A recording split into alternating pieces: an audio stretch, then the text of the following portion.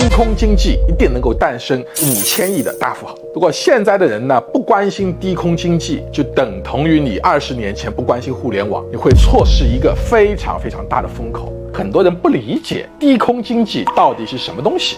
那欧老师呢，长远不说，我们讲几个比较简单的，目前看得见的，马上就可能有的，一个是送货，一个是送人。那么送货是2个场景最有前途、最有价值。一个场景呢是在城市里面，城市里面有大量的这种高楼大厦，我们呢快递员啊是在地面走的，地面是个2维的环境，有这个障碍物啊，有小贩啊摆摊什么的。那么你要靠人在地面上走的话，增加我们的交通压力，也增加红绿灯的压力，会堵车，会有很多的这种意外发生。但是我们的天空是3维的，天空是没有任何障碍物的。天空可以怎么飞呢？我从200米的空间飞，就我到了200米，到了300米就没有建筑物的嘛，整个城市300米都是空的。然后现在地产这个行业啊，4代宅已经开始显现了。就我们造房子怎么造的？这里有个露台，然后这一层这里有个露台，每一层都会带个露台，然后你无人机在这个地方飞到你这里啊，下来降落，把你的快递扔在露台上面，东西甩完原地上升，再在300米的平流层，就在那个300米的空间这里飞来飞去。所以无人机送外卖，它的算法、它的设计的效率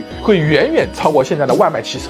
这个都市应用场景是个很大的场景。另外一个场景是什么？山体、山坡。就说如果我这里有个电塔，这里有个高压电，或者这里有一个什么卫星，或者这里有个基地，那么平时呢，我从地面上给它送货啊，是很难的。甚至在中西部地区没有成熟的道路，没有成熟的这个电梯交通体系，地面都是沼泽泥泞，然后翻山越岭，可能上一次山2个小时，然后每次还要背东西，这个很累不好弄。但是如果我用无人机，就是它来运输这种货物，直接到山上，甚至翻山过去，就这个应用是非常非常大的。那这是送货，那我们再是送人。我们如果急救120，你这个救人如救火嘛，马上送医院，就要使用无人机载客飞行器，可以缩短半个小时甚至1个小时的急救时间，把人就救活了。目前美国已经做出了原型机，像一个睡眠舱这么大小，只能1个人躺在里面，然后机器带你飞，非常简单，非常容易操作，小孩子都能学会，已经试飞了。5年之内，这个机器就可以做到非常非常普及了，这个是很有价值的。而且现在呢，有一个非常非常好的无人机的应用，你们知道吧？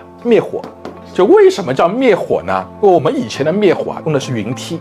就一个很大的梯子，然后人站在上面，那个水往下喷。那么云梯一般有多高？一般是9层楼，30米。就如果你买那种特制的云梯，可能整个深圳、上海只有2步3步的，它可以到18层，就到60米长。就双倍云梯就已经是很少的了，属于特制的，但是也只能到18楼。就有人说了，我们如果目前啊，我们是什么50楼、60楼的高层大厦，它万一着火了，怎么灭？灭不了。目前所有的消防队、所有的喷水枪不能喷到这么高的楼，上面是喷不到的。那么现在怎么解决？现在太简单，太容易了。消防员在地面上把那个水管放在一个无人机上面，无人机直接飞到半空中，想飞多高飞多高，只要你的水管够长，无人机只要这个马力够大，带着这个水管飞到天上去，再高的水都能浇，这个非常好。那么这个东西呢，技术上已经完全成熟了。目前唯一不成熟的是什么？中国目前呢，低空经济的最大瓶颈是 license， 就低空飞行许可证。到现在为止，中国离地15米以上的空域都是属于空军的，就民用是不可以用的，这是目前最大的瓶颈。如果 license 办下来的话，这个领域会爆发式增长，而且只要你把300米以下的空间划给民用，那么很多东西呢要改造，就很多的流程架构、很多的组织结构都要重新改造。就中国这么多大城市、这么多地方，如果你在民航领域用无人机的话，要不要成立一个空域管理局？天空中如果有几万台无人机在飞，那么会不会撞飞机？要有一个管理机构，要有统一调度，每个公司要遵守一套算法。而且但凡有改造，就会有很多的这种施工啊，这种旁边的配套的活要干。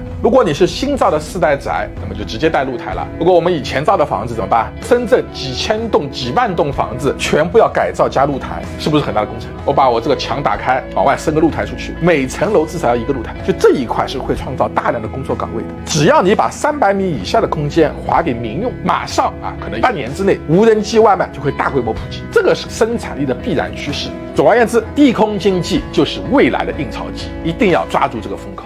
关注新浪微博炒菜有房。